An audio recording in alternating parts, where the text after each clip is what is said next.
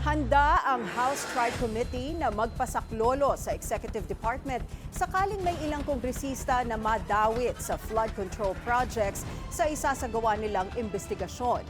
Sisilipin din ng komite kung anong administrasyon ang nakakuha ng mga questionabling proyekto sa ilang contractor.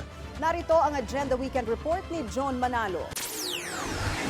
Gugulong na in the next 2 weeks ang investigasyon ng House Tri-Committee sa maanomalyang flood control projects sa bansa. Ayon ito kay House Committee on Public Accounts Chairperson Terry Ridon. Ang House Tricom na ngayon ay kilala na bilang House Infrastructure Committee ay binubuo ng Public Accounts, Public Works and Highways at Good Government and Public Accountability.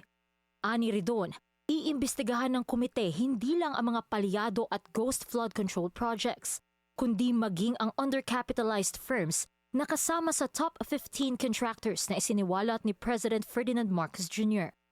At kung may mapangalanan man na kongresista sa gitna ng investigasyon, ay handang mag-recuse ang Kamara. Pasa po agad sa isang third-party probe, no? Kung sa executive po ito, sa DepEd po ito ibibigay, kung mag-create ang Pangulo ng independent third-party, ibibigay po natin sa kanila para po ma-assuage ang concerns ng conflict of interest at para maipakita po sa mga kababayan po natin na wala po tayong pinagtatakpan po.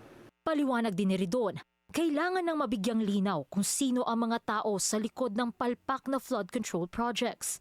Kabilang na nga rito ang pamilya Diskaya, na may-ari ng 2 sa 15 contractor firms na nakatanggap ng majority sa flood control projects sa bansa. Importante ho kasi ngayon, paano ho yung pagpapanagot, hindi ba?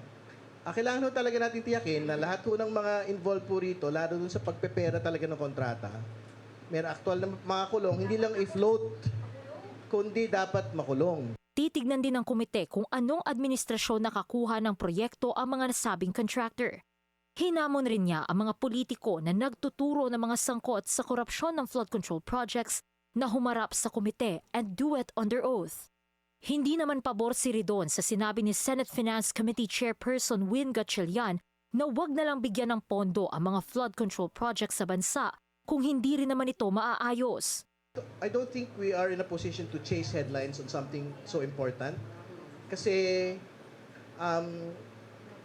mahalaga yung flood control, hindi ba? Kumbaga, it doesn't make sense to put a zero budget on an infrastructure that is so fundamental to the lives in a climate risky community. Dagdag pa niya, pag ginawang zero ang pondo para sa flood control, kawawa ang mga Pilipinong nakatira sa flood-prone at low-lying areas. Hindi rin anya totoo na hindi napapakinabangan ang flood control funds dahil epektibo itong nagagamit sa ibang syudad tulad ng Marikina.